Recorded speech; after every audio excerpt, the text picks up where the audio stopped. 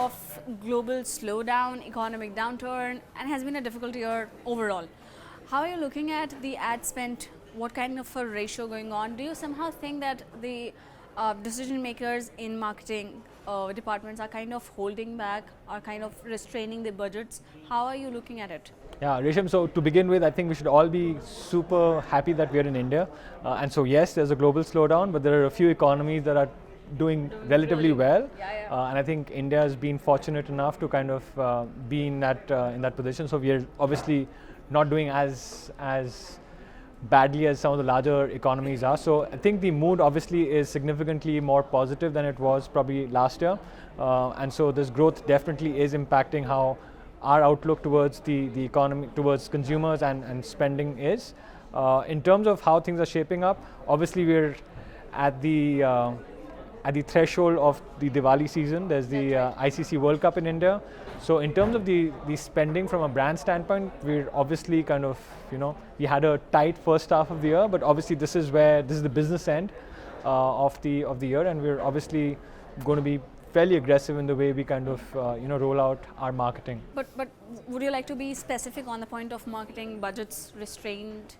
Look, it's obviously not what it used to be 3 years, 4 years back, right? And that's partly because I think we've gotten smarter about what works. The choices have become a little bit more data-led, and so there's obviously a sense of economies that have kind of played in the way we're spending now versus what it probably was a few years back. I think there's a certain level of apprehension around investing in events that used to happen pre-pandemic. So there are a few changes where cost heads of a certain kind of been eliminated. But in terms of the scale of spending, we've been fairly consistent in the level of spends for the last 2.5, 3 years. But I definitely think next year is going to be a bit of a boom year, both for the economy and spends. I completely echo with your sentiment, and India absolutely remains a bright spot. What do you think when we talk about the comparison, not really a comparison, but the ratio, the shares between the legacy media and the digital? Because every CMO right now is digital first, and they are investing heavily into that. But how are you looking at both of these comparisons? Do you somehow feel that the legacy media TV print kind of lose their shares? Look, quite honestly, we do have a fairly large share of digital in our overall spending, but I'm a big fan of traditional media, and I think. But how do you see it as an industry phenomenon? Look, when you're on TV, the impact presence on TV gives you as a brand, from a brand metric standpoint, is incomparable, right? It's being on television, and when I'm saying television on the right kind of properties, the kind of impact it delivers for your brand is incomparable. Like, I don't think there's anything on digital that can kind of compare. I think when we talk about platforms like OOH, there's a real sense on the impact that OOH delivers, which again, few digital platforms can kind of match up to. So there's obviously, I would simply say, media planning is a creative art, and just being blindsided by digital is also not right. I think balance is important, and I definitely think traditional media, especially print not so much maybe, except for tactical work, but television, out of home, ought to be one of the first starters in the way you kind of look at marketing. So I'm a big fan of how the role traditional media plays in the overall marketing mix. Would you like to kind of give you a sense of spend percentages? Or maybe let's say how heavy are you on digital? I would say because of the industry, we'd probably be about 55-56% of the overall spend would be on digital.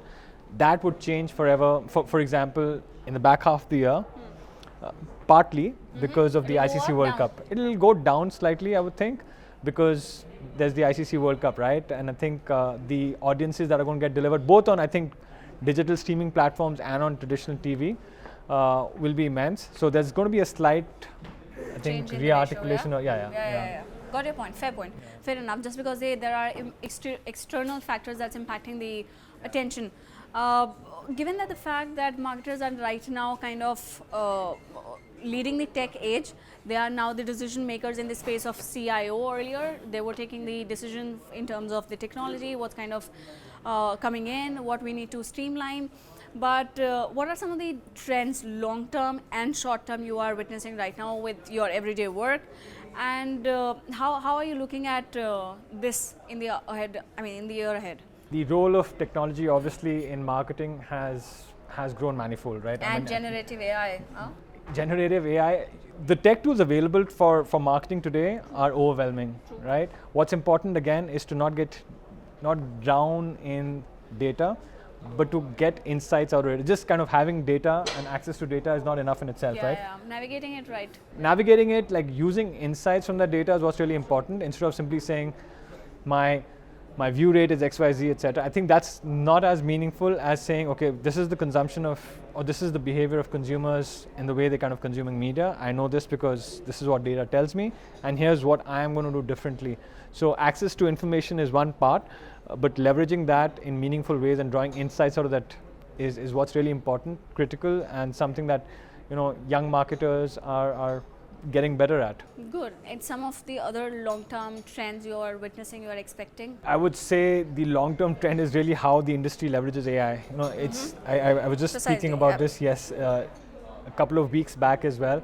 It's probably the biggest moment for humanity after the Industrial Revolution, and obviously its impact on marketing will be immense as well. So it'll be interesting where it goes. I wouldn't hazard a guess on what it's going to kind of turn out to be, but it will be life-changing, I think, or industry-changing. From the industry standpoint, marketing as a cost center or as a growth generator, this remains a very, what should I say, the generational question forever, but how the industry look at it, what would you say? Look, I've been fortunate to work in companies that do not look at marketing as an expenditure. Or at least the companies I've worked with, have always called it an investment, right? And it's an investment because it's literally the only thing that distinguishes you from the rest, right? And so, just having that mindset of saying this is not a spend, this is an investment, changes the way you look at marketing. So I've been fortunate to work with companies that think like this, and so my mindset is obviously molded by this thought process. Any three things you want to highlight as a CMO that keeps you awake at night? Do you think how the industry is evolving, how competitive it is, how the attention span are getting shorter, something or the other, any three major points that keeps you awake? Yeah, I sleep very well actually, thankfully.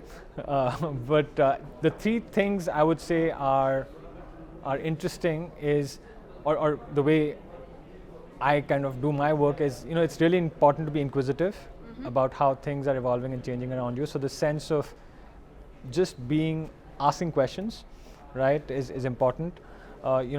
We spoke about the role of technology in our lives and in marketing in general. I think that's again something which is an interesting area for us as people, as individuals, as professionals to really dive into, and not be. We need to kind of be at the vanguard of how we leverage this trend. True. And the third one would probably I'm working in tech, right, and the tech industry is obviously something that evolves dramatically, literally every quarter. So that's the other thing where I feel just creating habits where you continuously re-educate yourself on consumers, on the business, on just the world around you is important. So these would be the three things that kind of I care about. Good to know. Damyant, one final question. In the age of AI, we are looking at robots coming up, we are looking at ChatGPT, generative AI. Do you somehow see the role of CMO changing? If you look at the cost investment and the ROI, the constant challenge, the constant question, how do you look at the role of CMO evolving in a different manner? Yeah, look, I don't think the role of the CMO is going to change because of AI. What AI cannot do is, and we were talking about it, it doesn't have a point of view that's dictated by taste, right? And I think one of the most important elements of what a CMO lends to the brand and to the work is a point of view, an opinion, or a gut, right? I don't think ChatGPT is going to give you that. You can ask the same question to ChatGPT and probably you'll get an answer which is going to be very vanilla. What you get from a CMO who's good at his work is a point of view that's shaped by their experiences, right? And I don't think that's something that machine learning or AI is going to kind of do for you. Good to know, so good to know. It was very insightful. Thank you so much for joining in. Thank you.